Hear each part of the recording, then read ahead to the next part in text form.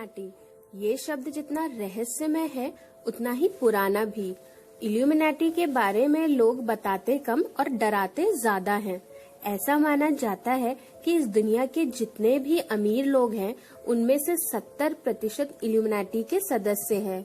समय समय पर इल्यूमिनाटी के द्वारा लोगों के बीच भ्रम पैदा किया जाता है, लेकिन असलियत में इल्यूमिनाटी जैसा कोई गोपनीय संगठन है या नहीं, यह बात कोई नहीं जानता।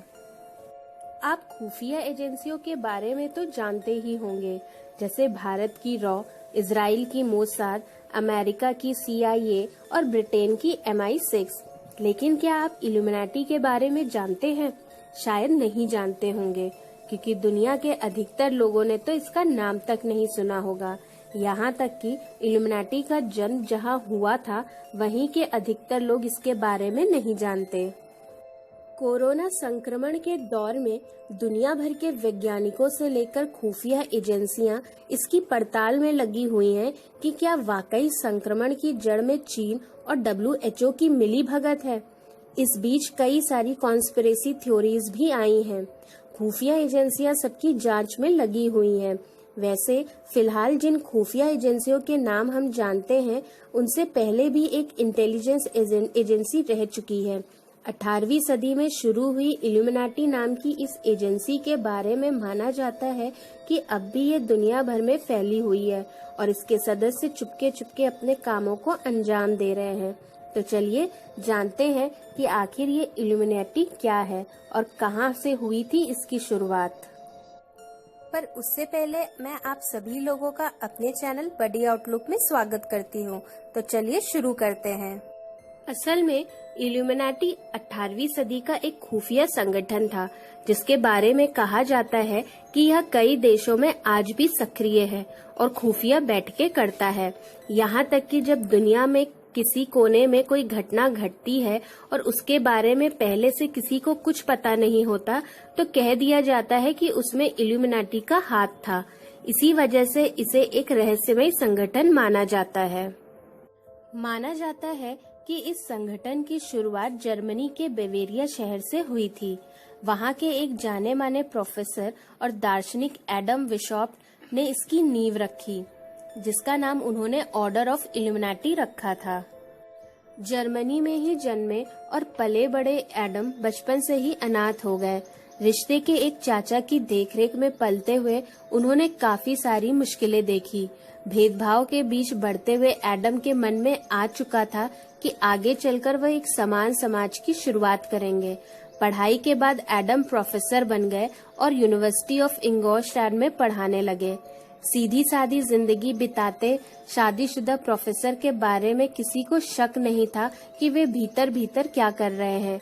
कहते हैं कि प्रोफेसर एडम विशॉप इस संगठन की मदद से कट्टरपंथ से आजाद एक नई दुनिया की स्थापना करना चाहते थे, जहां मजहब की दीवारें ना हो और सबको बराबरी का हक हासिल हो। इल्यूमिनाटी को पहले बिना किसी नुकसान का संगठन माना गया, लेकिन फिर इसकी अजीबोगरीब बातें निकलकर आने लगी। इस संगठन का यकीन था कि तकलीफ में खुदकुशी सही चुनाव है। इल्यूमिनाटी के सदस्य गलती करने वाले को मौत की सजा देने पर यकीन रखते थे। साथ ही ये कि धर्म पर यकीन करने वाले लोग मूर्ख हैं और उन्हें सजा मिलनी चाहिए। ऐसी बातें सामने आने के साथ ही इस संगठन पर लगाम कसी जाने लगी।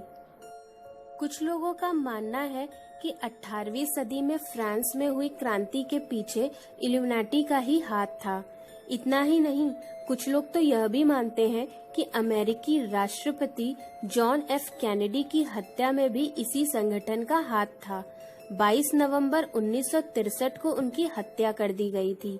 इसको लेकर समय समय पर कई खुलासे हुए हैं, लेकिन आखिर उनकी हत्या के पीछे का कारण क्या था और किसने उनकी हत्या करवाई थी, यह आज तक स्पष्ट नहीं हो सका है।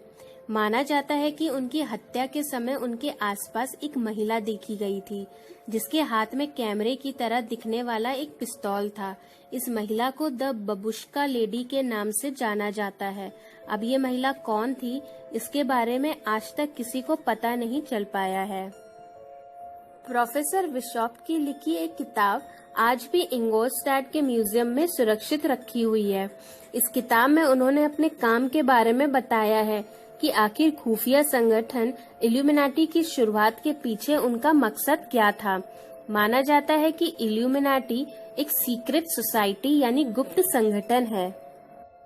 एडम को यकीन था कि चर्च और कैथोलिक विचारों के कारण सोसाइटी खुलकर नहीं जी पा रही है। यही देखते हुए उन्होंने एक ऐसी सोसाइटी तैयार करने की सोची जो हर तरफ की धार्मिक बंदिशों से मुक्त हो। इसी के साथ इल्यूमिनाटी सीक्रेट एजेंसी की नींव रखी गई। माना जाता है कि मई 1776 में इसके सदस्यों की पहली मीटिंग हुई, जिसमें प्रोफेसर के नेतृत्व में यूनिवर्सिटी के 5 लोग थे। जल्द ही सदस्य बढ़ते चले गए और साल 1784 में ग्रुप में लगभग 3000 सदस्य हो चुके थे। दोस्तों, इल्यूमिनाटी के सदस्य अपनी पहचान किसी को नहीं बताते। अब आपके दिमाग में आ रहा होगा कि आखिर वे अपनी पहचान किसी को क्यों नहीं बताते हैं। वो इसलिए क्योंकि जब कोई इल्यूमिनाटी से जुड़ता है तब उसे कसम दी जाती है कि इल्यूमिनाटी से जुड़े होने का सबूत पब्लिकली शेयर नहीं करना है, वरना उसको जान से मार दिया जाएगा। लेकिन इल्यूमिनाटी से जुड़े लोग ट्रायंगल शेप लोगों को दर्शाकर अपना सबूत देते हैं। अब आप यह सोच रहे होंगे कि ट्रायंगल ही क्यों? क्योंकि इनका अपना एक निशान होता है जो कि पिरामिड के आकार का होता है। उस पिरामिड के अंदर एक आंख बनी होती है। क्योंकि पिरामिड ट्रायंगुलर होता है, इसलिए ये लोग ट्रायंगल्स को बहुत महत्व देते हैं और ट्रायंगल्स को अपने जीवन का अहम हिस्सा मानते हैं। माइकल जैक्सन, जो अमेरिकन सिंगर, सॉन्ग राइटर और डांसर भी थे, लोग उन्हें द किंग ऑफ पॉप कहते थे। ऐसा माना जाता है कि वे भी इल्यूमिनाटी के सदस्य थे। एक दिन उन्होंने पब्लिकली सबको बता दिया कि वे इल्यूमिनाटी के सदस्य हैं। फिर दूसरे दिन ही बहुत रहस्यमय तरीके से उनकी मृत्यु हो गई। लेकिन यह बात माइकल जैक्सन को पता थी कि उनकी मृत्यु हो जाएगी। मरने से पहले उन्होंने वीडियो में बताया था कि अब मैं नहीं बचूंगा। इल्यूमिनाटी कम्युनिटी से किस तरह के लोग जुड़ते हैं?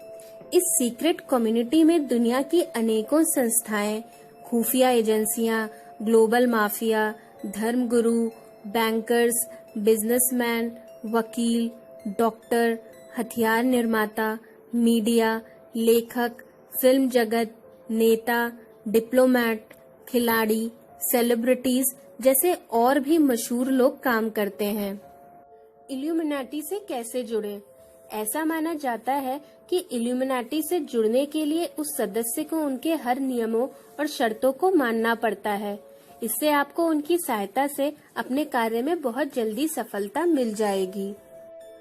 विश्व में घटित होने वाली लगभग सभी घटनाएं, फिर चाहे वो ऐतिहासिक हो या आज के दौर में होने वाली, सभी को इल्यूमिनाटी से जोड़कर देखा गया है। वर्ल्ड वॉर से लेकर कोरोना काल तक में कहीं न कहीं इल्यूमिनाटी का जिक्र हो ही जाता है। तो दोस्तों, अब ये सब बातें कितनी सच हैं, कितनी झूठ, यह तो कोई नहीं जानता। पर आपको इल्यूमिनाटी के बारे में ये सब जान के कैसा लगा, मुझे कमेंट करके जरूर बताइएगा। मैं फिर से मिलूंगी अपने एक नए टॉपिक के साथ। तब तक के लिए ख्याल रखिएगा अपना। Do take care of yourself. Bye bye.